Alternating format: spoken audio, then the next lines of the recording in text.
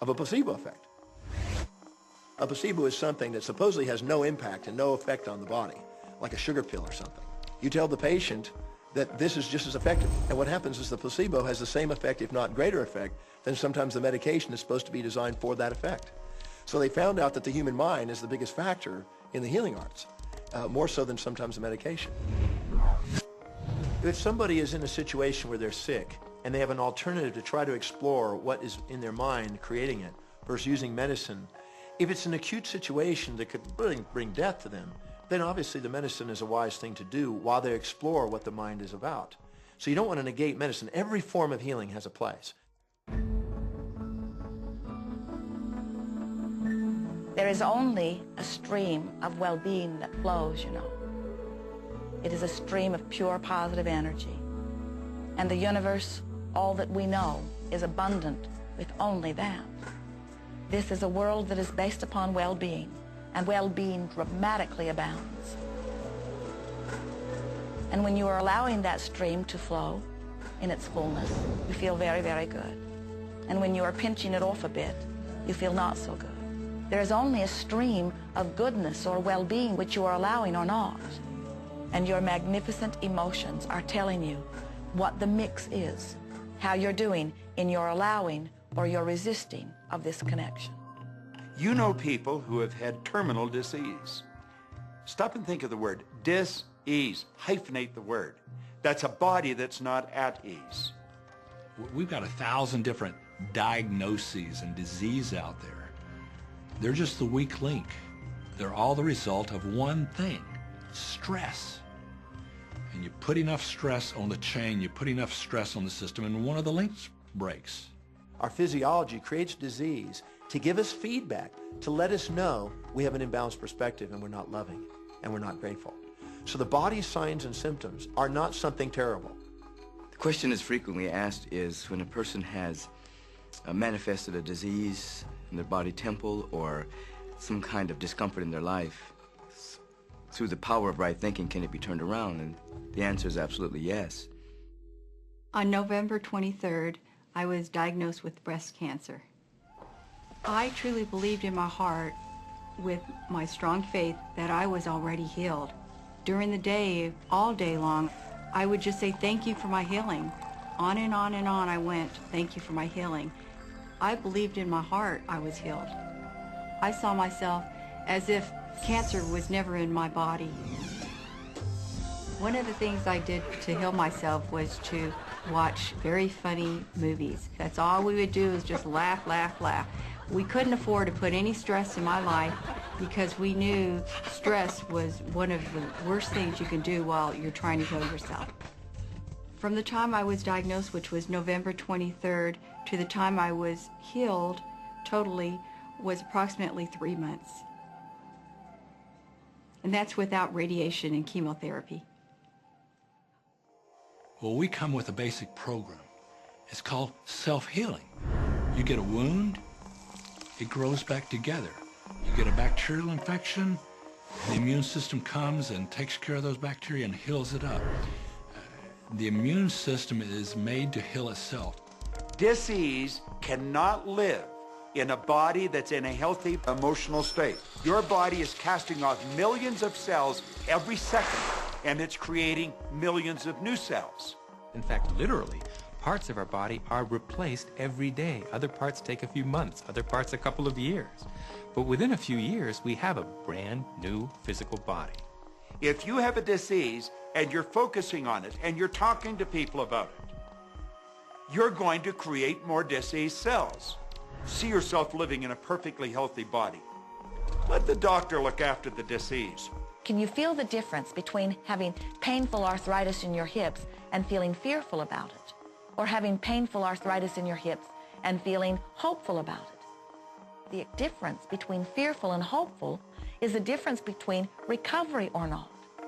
Happier thoughts lead to essentially a happier biochemistry, a happier, healthier body. Negative thoughts, stress, has been shown to seriously degrade the body and the functioning of the brain, because it's our thoughts and emotions that are continuously reassembling, reorganizing, recreating our body. Remove physiological stress from the body, and the body does what it was designed to do. It heals itself. I've seen kidneys regenerated. I've seen cancer dissolved. I've seen eyesight improve and come back. I always say that incurable means curable from within. You can change your life and you can heal yourself.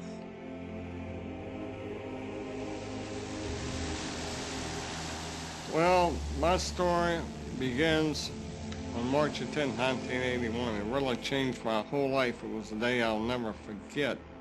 I crashed an airplane.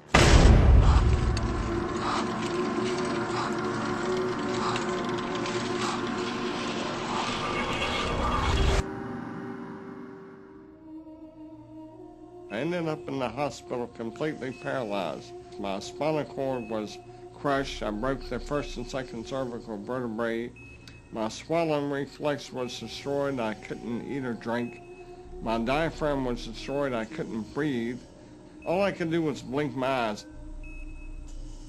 The doctors, of course, said all my life I'd be a vegetable. All I'd do is blink my eyes the rest of my life. That's the picture they saw of me, but it didn't matter what they thought. The main thing was what I thought.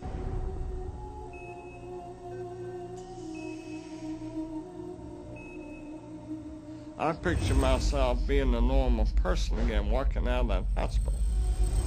The only thing I had to work with in the hospital was my mind. As long as you have your mind, you can put things back together again.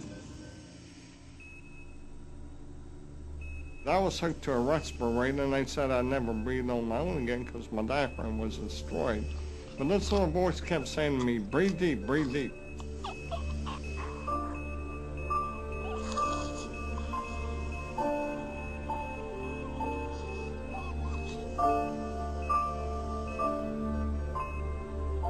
Finally, I was weaned from it. They were at a loss for an explanation. See, I could not afford to allow anything to come in my mind that would distract me from my goal and from my vision.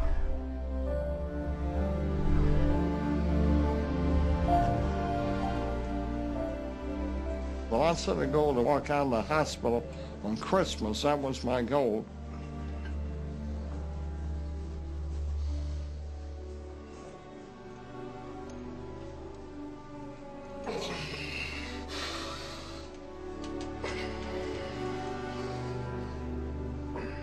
Eight months later, I walked out of the hospital on my own 2 feet.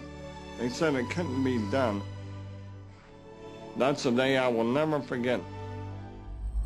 For people that are sitting out there right now watching this program that are hurting, if I wanted to sum up my life and sum up for people what they can do in life, I would sum it up this way in 6 words. Man becomes what he thinks about.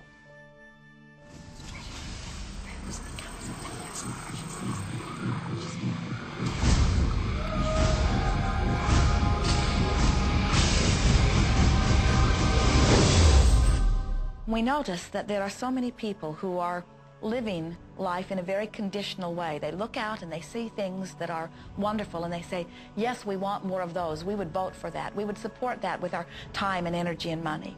But then they look out and they see things that they do not want, terrible things that they do not want to live and that they do not want to see others live. And they say, we've got to do something about getting rid of those things. But they don't realize that as they push against the unwanted, they add power to it. In this world, there is a war against poverty and a war against cancer and a war against teenage pregnancy and a war against terrorism and a war against violence and a war against terrorism. We mentioned that there's a war against terrorism, and all of this pushing against is only adding to, because you can't say no and make it go away. When you shout no, law of attraction is lining that up.